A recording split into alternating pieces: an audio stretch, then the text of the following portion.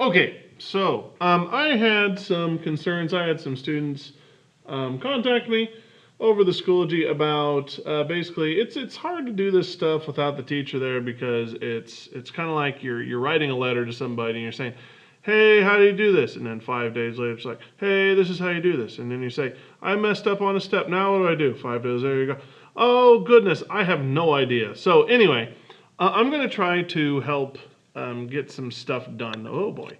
I'm going to try to help get some stuff done with displacement examples just so that we get a couple more ideas on how to work these out, okay? So one that I'll do is I'll do one from the homework. I'm not going to use the exact same numbers because I forget the numbers, but that's okay. What we're going to do is we're going to do the one with the hot air balloon, okay? And we start off with our hot air balloon here. I always like to draw stuff to see what's going on inside the problem. That's what a hot air balloon looks like probably. I don't know, it's probably got lines or something. Who knows? It's a hot air balloon. Yeah. Yeah. Okay, so now the hot air balloon, let's say that it goes north. Okay? And it's going to go north a certain amount of units. Let's say it goes 25 meters north. Okay, cool. That's our first thing that a hot air balloon does. Then, next thing it's going to do is it's going to go, oh boy, I need probably a straight edge for this. It's going to go, I believe it was like 625 or something, but because I don't know the answer, I'm going to go just like that much. And we'll call it 100 meters to the west. Okay, that was the next thing that the hot air balloon did. So it went north, then it went west, and then might as well make it go back down just like in the problem that we got on our homework. Okay, here it comes. Okay. And it comes back down south, 25 meters south. Now, I asked you two things. I asked you for distance and displacement of this particular balloon. How much distance did it travel? And then, of course, how much displacement did it cover? Okay, so remember what we said before. Distance is the total path length. So we look at the length of this whole path right here. And you guys can do that inside your head. You got 25 right here. You add in 125. You add in an extra 25 there. The path seems to be 150 meters. Now remember, there are no directions here. Okay, so you don't need to worry about that. I probably should use the eraser. Anyway, that's fine. 150 meters. Now, displacement. This is the one that's a little tougher, of course. This is the one where we think about what happens from beginning point to end point. Okay, so let's take our straight edge again, and let's draw a straight line going this way. Now, there are a couple ways to think out this problem. You can think about what happens to the arrows, okay, and see how they interact. So for instance, right here, it goes 25 north, 100 west, 25 south. Well, you can think of it like this one right here and this one right here. It's almost like they cancel out, right? So 25 north, 25 south cancel out. So what's left? Well, all that's left is 100 meters west. Okay? And if you look at the drawing, the way that we drew it, it seems as though that's the case, right? From beginning point to end point, it looks like we just move west, right? There's no up or down motion. There's no motion in the north-south. So it seems as though our total displacement would be 100 meters to the west. Now, I put those two numbers too close, or two letters too close together. I'll use this whole thing. Oh, wow, super useful. Oh, my goodness. That's why you buy them at Walmart for $1 for like 20 of them. Okay, anyway, watts. That's not watts. West, I tell you. Okay, now, another example I seem to recall was one in which there was a golf ball being putted. Okay, so here's our golf ball. Now, I once again don't recall all the numbers, so let's just kind of assume here. First shot was 100 meters north. Second shot was, let's say, I don't remember, 50 meters north, sure.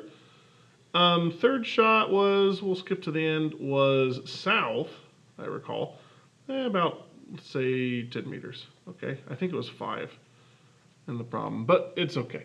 This is just an example. Okay, so here's our problem. We had a golf ball, it got shot north again, and then it got shot south, okay? So once again, we look at our distance and our displacement covered. Okay, so distance, recall, is just the path length. Okay, so it went up 100 plus 50, right? And then it went down 10, so 100, 50, 150, and then you add 10 more, that's 160 meters. Now, once again, this does not have any direction, so we don't put any direction there. And I have made a point not to write anything because then it'll get all smudgy, like that one is. Okay, now, displacement. Let's think about it. It starts here, okay, at 100. It goes up this way again, and then comes back. Okay, so here's our end point. So it seems as though we're going to have a shorter distance traveled, which is consistent with the way that we think. So this is our displacement right here. I'll try to make sure we see that, okay? Now, remember how we described it before? We can just think of things in terms of pluses and minuses if they're in the, like the same plane, okay? So this is in the up and down plane. So that means that we can think of them as positives and negatives. 100 meters north, well, when I think of up, I think of positive, so that's positive 100 meters. Then we got 50, that is also going up, so that's another positive number, 50 meters. And then 10 meters south, so south I think of as a negative number because it's going down and on a little graph, right? If you drew a graph, we know that this is the positive y and this is the negative y. All right, remember that, this is the positive x. This is the negative x. So when I think of that's why I think of it like that. So negative 10 meters there.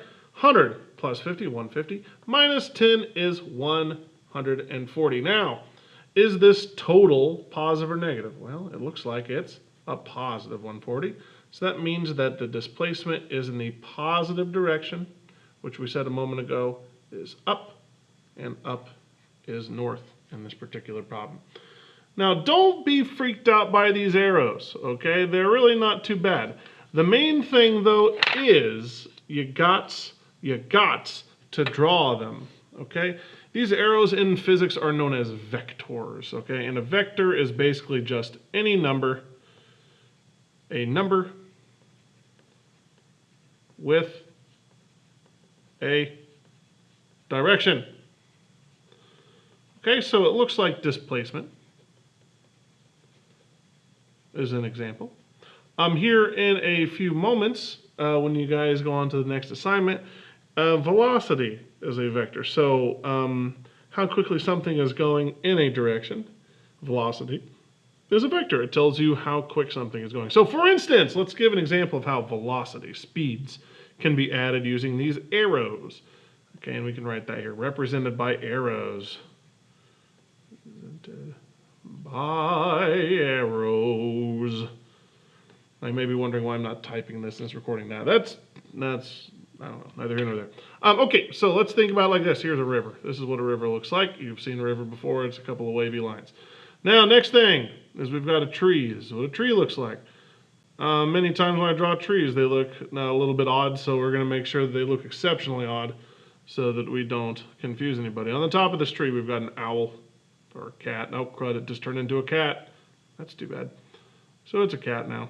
There's a cat just hanging out at the top of this square tree or quadrilateral tree. Now, there's another object over here. There's an object on this river. Okay, there's a boat. And this boat is traveling along the river at a speed of 3 meters per second. So it's going awful quick. 3 meters per second is about 10 feet every second. Think about it like that. Anyway, now, the river, as you guys all know, also has a flow that it goes with. So let's say that the flow of the river itself, so here's the river flow, is going 4 meters per second, going pretty quick. Now, to this cat, the reason we drew this cat in the first place, it originally supposed to be an owl, is because this cat is an observer. He looks on this boat and says, that boat seems to be moving at a different speed than what this says or what this says. What the cat sees is a boat that's probably moving faster. Think about it carefully. If you're on a river and you're traveling down the river, it'll seem like you're going faster if you have someone standing on the shore. Right? Think about it, think about it, think about it. Okay, yes, yes, yes. So, how would you find out how fast this cat would observe you moving? Well, this cat would see you going 3 meters per second to the right, so to the right is positive. And the river itself is moving positive, so plus 4 meters per second. All right, so it would probably seem to that cat observer that you were moving 7 meters per second, positive, so that's to the right. Okay, that makes sense, right? It would probably seem like you're moving faster because you're going with the river. Now, let's say that you weren't, oh boy, is this the time to break out the little pink thing? Oh boy, let's see. Oh boy, is it gonna work? Barely. Okay, now, if this riverboat was going upstream at 3 meters per second, so let's change the scenario a little bit. This riverboat was changing upstream, okay, so this calculation no longer applies. Let's not do that, okay, so negative 3 meters per second, it's going upstream, plus the 4 meters per second of the river.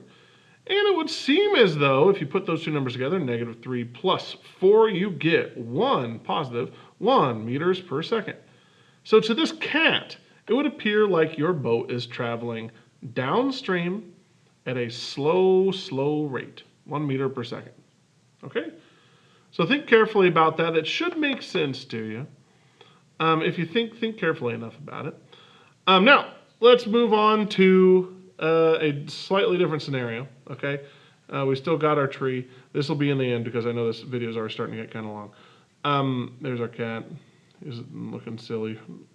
He's singing at the top of the tree. Okay. Anyway, we got a boat. Now the boat is traveling across the river. Let's say it's still going 3 meters per second. Okay. The river itself is still going 4 meters per second. So, as we said in a previous example, you can't just add things that are perpendicular that are arrows. If they're in the same line, like these right here, you can add them or subtract them, whatever you need to, depending on what direction the vectors, the arrows, are going. Okay, if they're together, you add them. If they're going opposite directions, probably subtract. But when you have them going at an angle like this, what is the cat going to see? Well, your boat will travel this way across the river, but it will also be dragged down the river too. So it would probably look like the boat was traveling at an angle. And before, when we had a line going like this and a line going like this, it seemed like the best possible option to describe the scenario is by adding that third line and doing, that